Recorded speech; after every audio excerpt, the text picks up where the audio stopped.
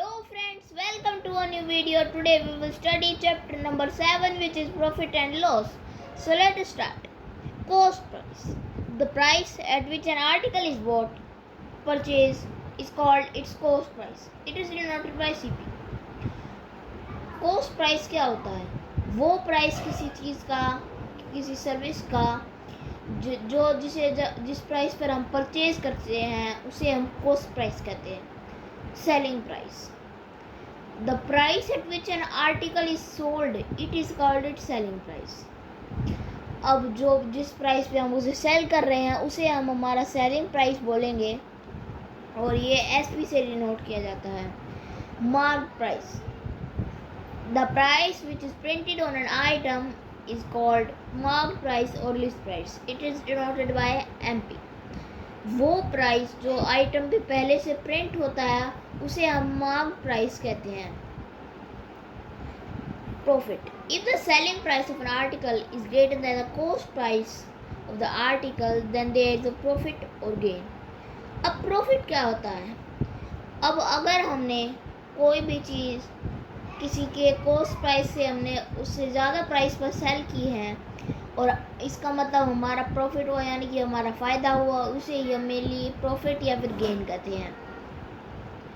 जैसे कि यहाँ पे लिख रखा है, if SP greater than CP, यानी कॉस्ट प्राइस से ज़्यादा होगा अगर सेलिंग प्राइस तो प्रॉफिट होगा.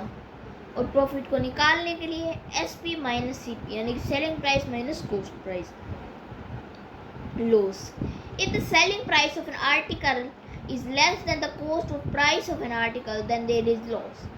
अगर जो सेलिंग प्राइस है वो आर्टिकल के मेन कॉस्ट प्राइस से नीचे है तो हमारा नुकसान होगा, यानी लॉस होगा. इसे भी हम ऐसे ही डिनोट करते हैं. अगर एसपी स्मॉल है सीपी से तो हम उसे लॉस कहेंगे, और अगर सीपी में से एसपी घटाएंगे तो हमारा लॉस निकलाएगा. तो चलिए फ्रेंड्स, अब हम कुछ क्वेश्चन सॉल्व करते हैं. तो by selling a car 75,000, so returning to the question, a man loses 15,000. अगर एक आदमी ने एक कार 75,000 रुपीज़ पे ख़रीदी और फिर उसे 15,000 के लॉस पे वापस से बेचा तो जो कॉस्ट थी वो कितनी थी? अब अगर मेरे पास एक कार है, वो मैंने 75,000 रुपये की बेची थी और मैंने बेचने के बाद मेरा 15,000 का लॉस हुआ, तो हमें उसकी कॉस्ट प्राइस निकालनी है. तो हमने फॉर्मूला पढ़ा था, loss is equal to SP minus CP.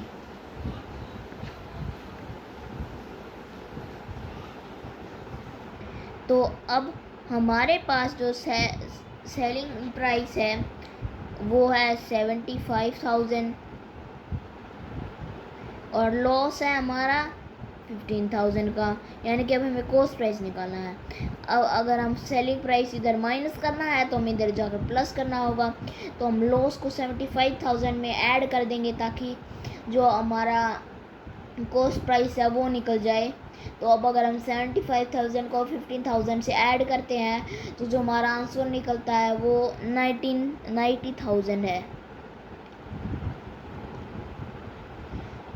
और let's begin the second question. A person buy a toy for 50 rupees and sell it for 75 rupees. His profit is. अब एक बंदे ने एक टॉय कार खरीदी, फॉर एग्ज़ाम्पल एक toy car खरीदी 50 रुपये की और उसने उसे 75 रुपीज़ से बेचा, तो उसका प्रॉफिट कितना हुआ? अब जिसने यानी कि वो कॉस्ट प्राइस थी जो उसकी, जो हमारे पास 50 है, और जो सेलिंग प्राइस है वो 75 है, और प्रॉफिट का फॉर्मूला था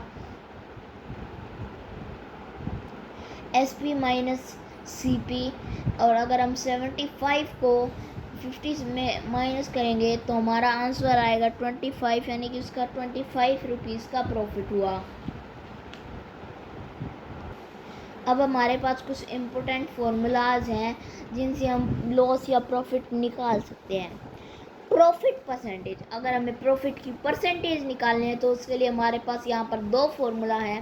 पहला फार्मूला है profit percent equal profit by CP, यानी कि जो प्रॉफिट होगा वो एज ए न्यूमरेटर और जो कॉस्ट प्राइस होगा वो एज ए डिनोमिनेटर को हम 100% से मल्टीप्लाई कर देंगे, जो कि हमारा परसेंटेज में ये फार्मूला आया भी था।